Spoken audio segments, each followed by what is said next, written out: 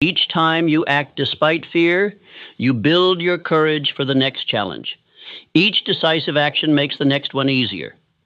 When you affirm each morning that you act with decision and courage, you program your mind for action rather than hesitation. You prime yourself to recognize opportunities and seize them before they disappear. You join the ranks of the doers rather than the talkers, the actors rather than the reactors, the decisive rather than the doubtful. You align yourself with the force of initiative that moves the world forward and rewards those who dare to lead rather than follow. I am becoming the person I was meant to be. This final affirmation encompasses all the others, for success is not merely about achieving external goals, but about fulfilling your highest potential. Every person born into this world has unique gifts, talents, and capacities that are meant to be developed and expressed.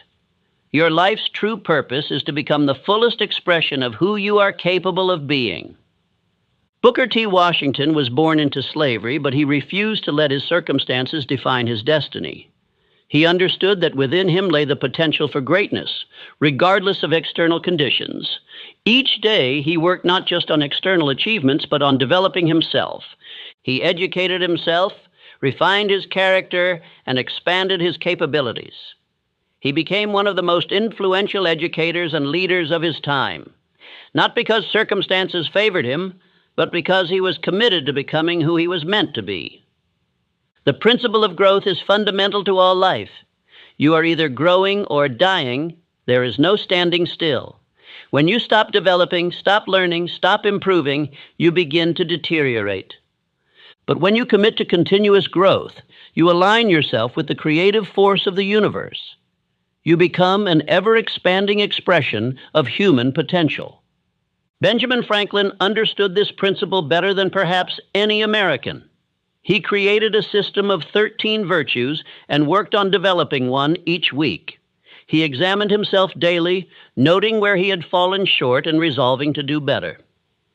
This commitment to continuous self-improvement transformed him from a printer's apprentice into one of the most accomplished men in history: inventor, diplomat, philosopher, scientist, and founding father. Small daily improvements compound into dramatic transformation.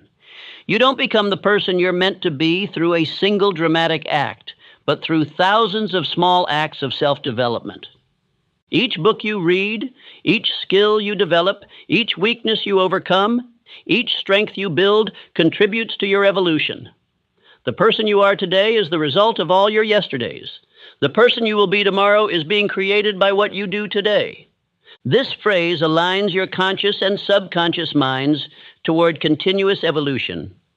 When you declare each morning that you are becoming the person you were meant to be, you activate what I call the law of becoming. Your subconscious mind begins to reveal opportunities for growth. You attract teachers, books, experiences that help you develop. You find yourself making choices that support your evolution rather than your stagnation. Most people settle for far less than they are capable of becoming. They allow their environment to determine their development. They accept the limitations others place upon them. They stop growing when they leave school, stop learning when they get a job, stop evolving when they achieve a modest comfort. They die at 30 and are buried at 70, having spent 40 years as walking corpses of who they could have been.